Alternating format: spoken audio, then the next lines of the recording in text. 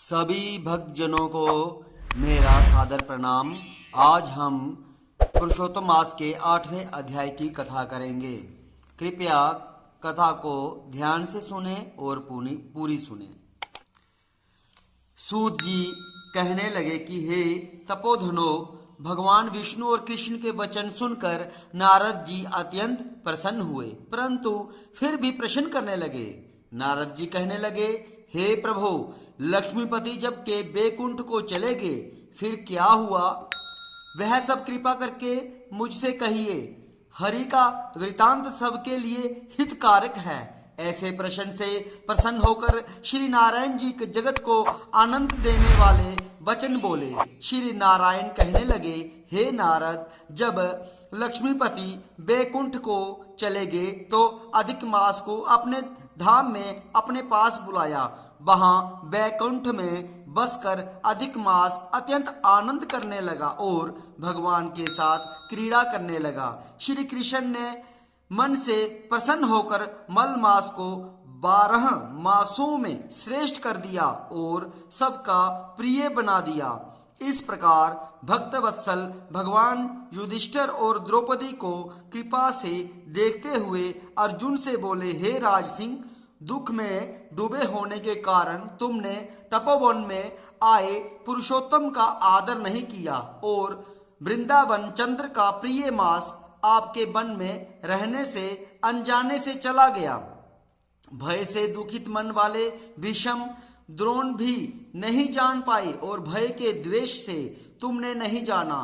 वेद व्यास जी से प्राप्त विद्या आराधना में लगे रहे।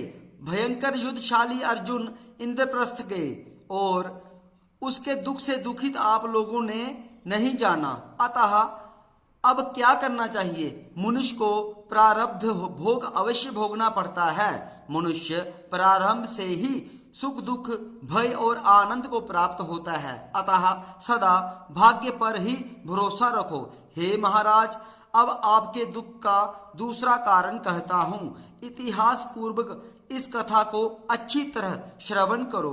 कृष्ण कहने लगे, यह द्रौपदी पूर्व जन्म में महाभाग्यशाली ब्राह्मण की पुत्री थी।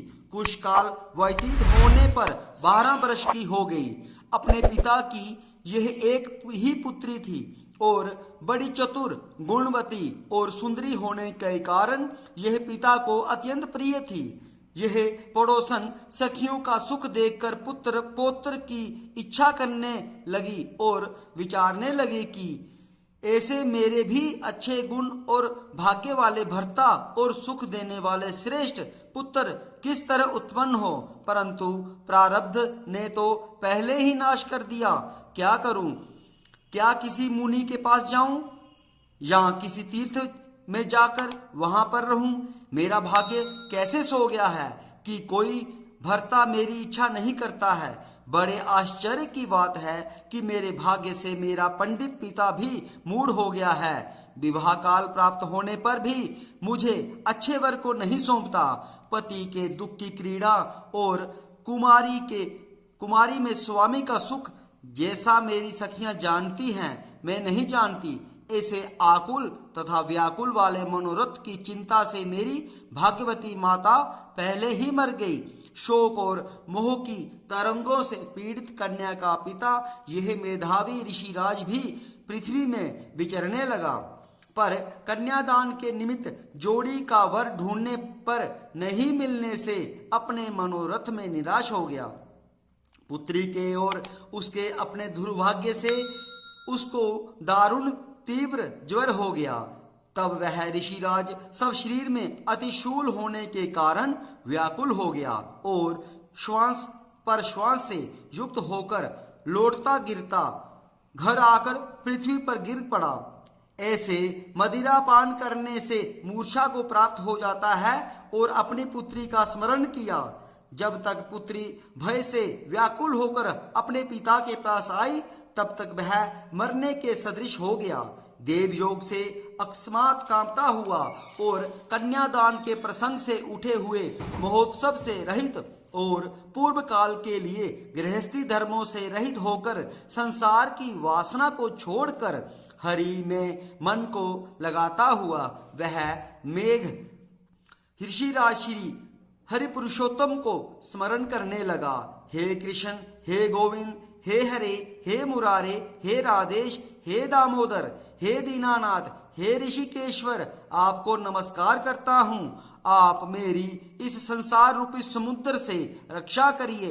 इस प्रकार मुनि के वचन सुनकर बहुत जल्दी भगवान के पार्षद मरे हुए मुनि के जीवात्मा को लेकर भगवान के बैकुंठ में चले गए और वह पुत्री पिता का मरण सुनकर हाय हाय कर रोती और पिता के देह को गोदी में लेकर विलाप करने लगी।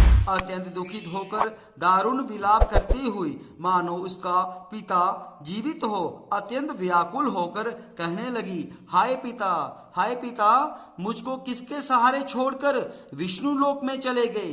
हे तात, अब मैं बिना पिता के किसके पास रहूंगी। न मेरे भाई हैं, न कोई कुटुंबी, मेरे तपस्विनी माता भी नहीं है जो मेरे भोजन तथा वस्त्रों की चिंता करती। अब इस दशा में मैं भी मर जाऊंगी, जीने से अब क्या काम है।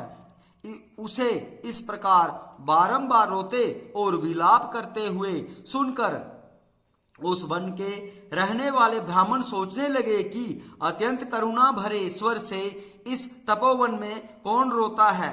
फिर तपस्वी मेधावी ऋषि की पुत्री का रोना निश्चय करके वहां पहुंचे और वहां पुत्री की गोद में मरे हुए मुनि को देखकर वन में रहने वाले मुनि ऋषि भी रोने लगे और पुत्री की गोद से मेधावी ऋषि की लाश को लेकर शमशान घाट में ले जाकर अंत्येष्टि विधि से चारों तरफ काष्ठ लगाकर जला दिया और कन्या को समझाकर अपने अपने घरों को चले गए।